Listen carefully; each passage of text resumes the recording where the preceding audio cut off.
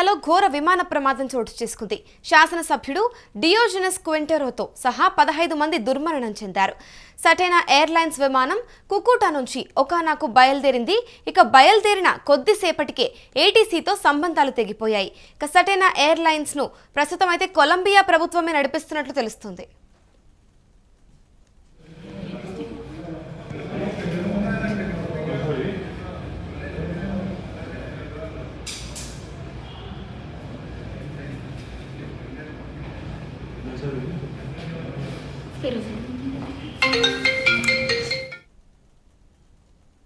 ఇదే అంశంపైన పూర్తి డీటెయిల్స్ మా ప్రతినిధి కిరణ్ అందిస్తారు.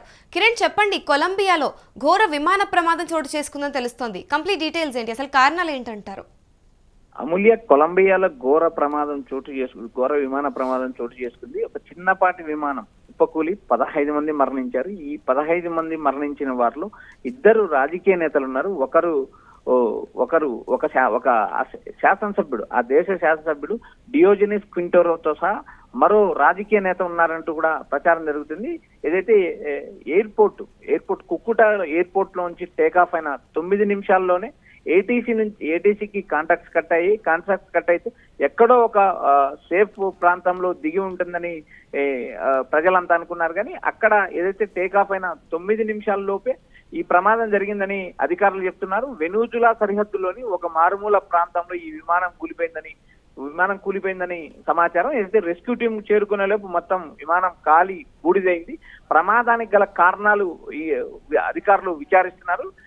విమానంలో ఉన్న 15 మంది మరణించారు. అందులో 2 విమాన సిబ్బంది కూడా ఉన్నారు.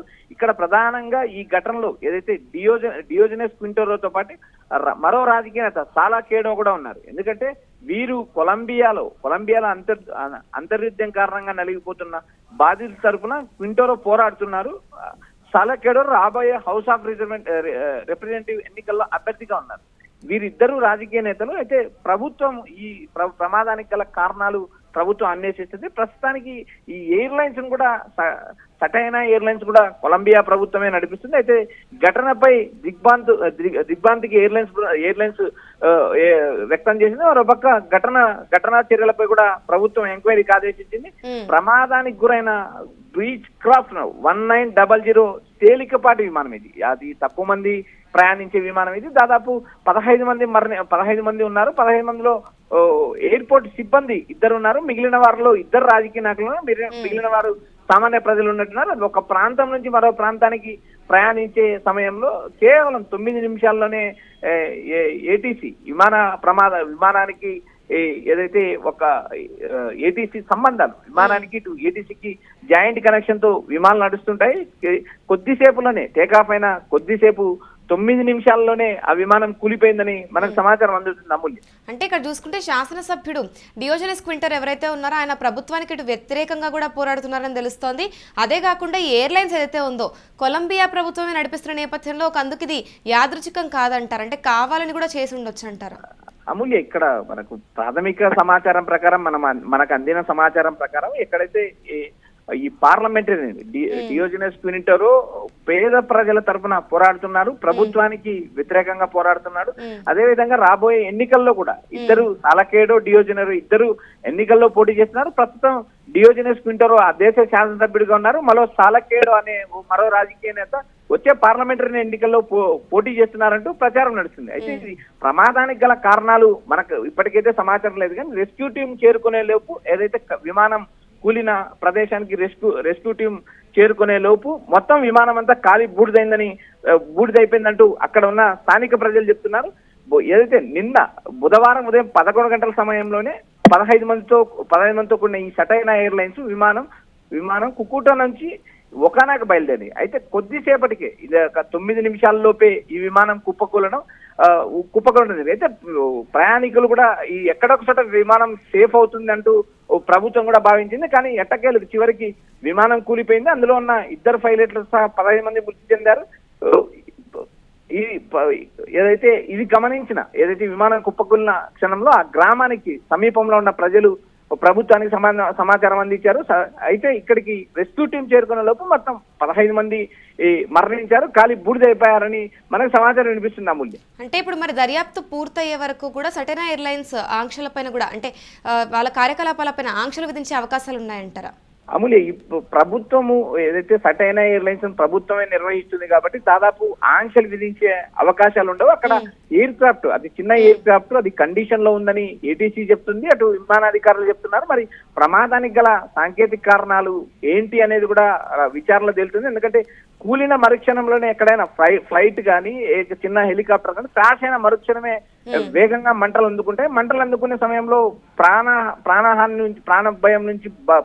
నుంచి బయటపడడం చాలా కష్టం. ఎందుకంటే మనం గుజరాత్ లో కూలిన ఏదైతే గతంలో జరిగిన ఒక భారీ విమాన ప్రమాదం కూడా మనం గమనించాం. అప్పుడు దాదాపు 260 మంది చనిపోవడం జరిగింది. అందులో ఒకరు మాత్రమే అదృష్టంతో బయటపడిన నేపథ్యం ఉంది. ఎందుకంటే మనం నిన్న కూడా గమనించాం, ఏదైతే మహారాష్ట్రలో జరిగిన అజిత్ పవార్ విమానం కూడా కుప్పకూలింది. అందులో ఉన్న 5 మంది ఏదైతే పైలట్ తో సహా భద్రతాధికారులతో సహా ఏదైతే డిప్యూటీ సీఎం అజిత్ పవార్ కూడా మరణించారు. ఎందుకంటే ఒక ప్రమాదం జరిగిన తర్వాత ఏదైతే బ్రతకడం అనేది చాలా అసాధ్యమైన విషయం. ఎందుకంటే వేగంగా మంటలు అందుకోవడంతో ఏదైతే చనిపోయేదానికి ఎక్కువ ఆస్కారం ఉంది, ఖాళీ బూడిద అయిపోయే అవకాశాలు ఎక్కువ కనపడుతున్నాయి. కాబట్టి ఈ ప్రమాదం కూడా ఏదైతే గతంలో జరిగిన విమాన ప్రమాదాలు కానీ గతంలో చాలా మంది రాజకీయ నాయకులు కూడా విమాన ప్రమాదాల్లో మరణించారు. అలాంటి నేపథ్యంలోనే కొలంబియాలో జరిగిన విమాన ప్రమాదం అనుకోవాలి తప్పితే ఇక్కడ సాంకేతికంగా ప్రభుత్వం ఏదైతే సటైన ఎయిర్లైన్స్ పైన ఆంక్షలు విధించే అవకాశం లేదు. ప్రభుత్వమే ఎయిర్లైన్స్ నడుపుతుంది కాబట్టి అందుకల్లా ప్రమాదానికి గల కారణాలు ఆరాధించే అవకాశాలు స్పష్టంగా కనిపిస్తున్నాయి. రైట్, ఈ అంశం పైన మళ్ళీ మీతో కనెక్ట్ అవుతాను కిరణ్. చూసుకుంటే కొలంబియాలో ఘోర విమాన ప్రమాదం చోటు చేసుకుంది. శాసనసభ్యుడు డియోజెనస్ క్వింటెరోతో సహా 15 మంది దుర్మరణం చెందారు. సటైనా ఎయిర్లైన్స్ విమానం కుకుటా నుంచి ఒకానాకు బయలుదేరింది.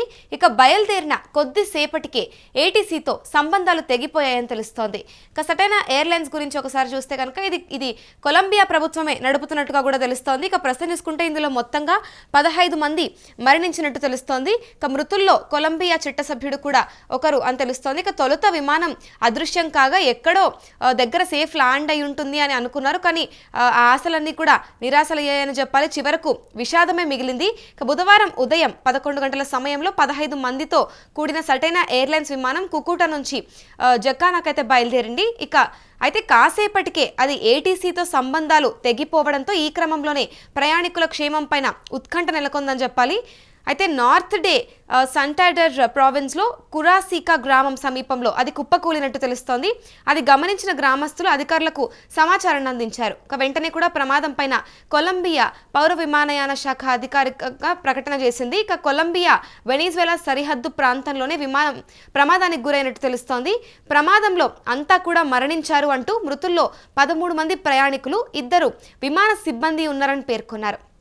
విమానం ప్రమాదానికి గురైన ప్రాంతం కూడా దట్టమైన అటవీ ప్రాంతంగా తెలుపుతున్నారు. పైగా రెబల్ గ్రూప్స్నకు కూడా ఆవాసం అంటూ తెలుపుతున్నారు. దీంతో మృతదేహాలు రికవరీ కోసం ఆర్మీని రంగంలోకి దించినట్టు తెలుస్తోంది.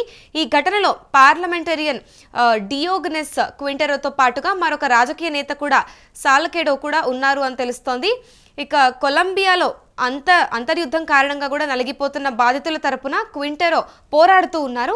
సాలకేడో రాబోయే హౌస్ ఆఫ్ రిప్రజెంటేటివ్స్ ఎన్నికల్లో అభ్యర్థిగా ఉన్నారని తెలుస్తోంది. ప్రమాదాలకు గల కారణాలను కూడా ప్రభుత్వం దర్యాప్తుకైతే ఆదేశించింది. ఇక సటైనా ఎయిర్లైన్స్ ను కొలంబియా ప్రభుత్వమే నడిపిస్తోందని కూడా సమాచారం ఉంది. ఇక ఘటనపైన అయితే దిగ్భ్రాంతి వ్యక్తం చేశారు ఎయిర్లైన్స్, మరియు దర్యాప్తునకు కూడా సహకరిస్తాము అంటోందని తెలుస్తోంది. ఇక ప్రమాదానికి గురైన బీచ్ క్రాఫ్ట్ 1900 తేలికపాటి విమానం కండిషన్ లోనే ఉందని విమానాధికారులు అయితే చెప్తూ ఉన్నారు. దీనికి సంబంధించి ఇంకా కంప్లీట్ డీటెయిల్స్ కూడా బయటికి రావాల్సి ఉంది.